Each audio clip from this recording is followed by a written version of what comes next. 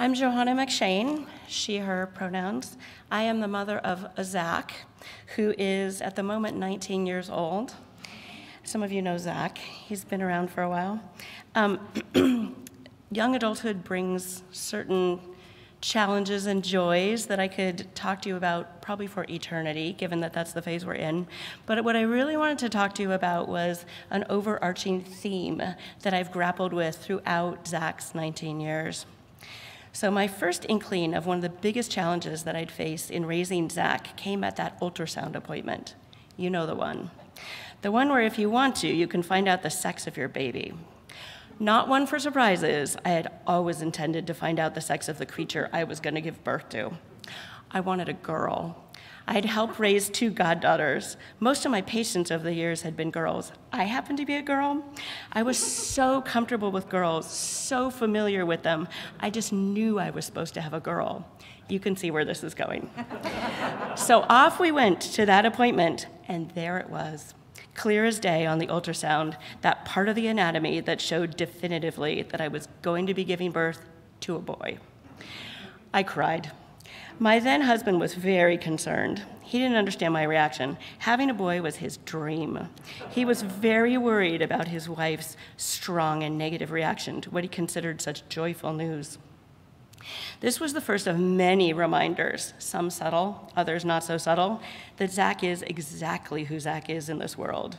My job was always going to be to see him exactly as he is and to help him remain exactly who he is as he grew up. How hard could that be, I thought? I'm a psychologist. I understand how things are supposed to work, and I'd helped raise 2 kids already. Yeah, well, none of that helped much when I had to admit to myself my disappointment that I wasn't going to have some magical child that would be a mini version of me, or that I'd long harbored fantasies of what my ideal child would be like, or my deep embarrassment that I even had those kinds of thoughts. Those can't be cool as a parent to have those thoughts. Then there were my fears about raising a child who was turning out to be quite different from me in myriad ways, and my abject terror that some kind of parenting chaos was about to ensue. I was afraid I wouldn't know how to parent Zach, that I wouldn't know what he needed or how to help him grow, that there'd be no guiding principles for me to follow, that I could potentially fail him miserably. But then over time, as I settled myself down, with a lot of work settling myself down, I began to see that there were patterns to how Zach was in the world, and they were remarkably internally consistent. He knows himself. He knows what he's doing. He acts from a place of congruence with who he is. Don't get me wrong, this didn't mean I always thought his decisions were great. Let me tell you, not always great. But it did mean that there was a pattern to them, that they made sense to him in ways that I could understand. And because of that, I could help him learn from the actions he took and the choices he made.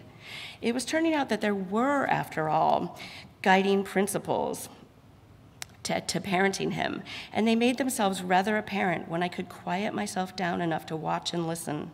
The fundamental principle was to give him space to try out things, to learn and to experiment, and to continue to develop confidence in himself. And my role was, and still is, to observe him closely, to assess how he's doing, and to intervene only when he truly needs me to do so. When I stay quiet and I listen, I can very much appreciate who Zach is. I can see that he is much more fun, much stronger, and much more marvelous than any of my fantasies about some idealized child I might have ever were. I don't always get the parenting thing right. When I'm too tired, too stressed, anything, I find myself less able to stay quiet and listen to what is real for Zach. I become impatient and I try to do things my own way. This works out badly, as Zach is quite quick to point out.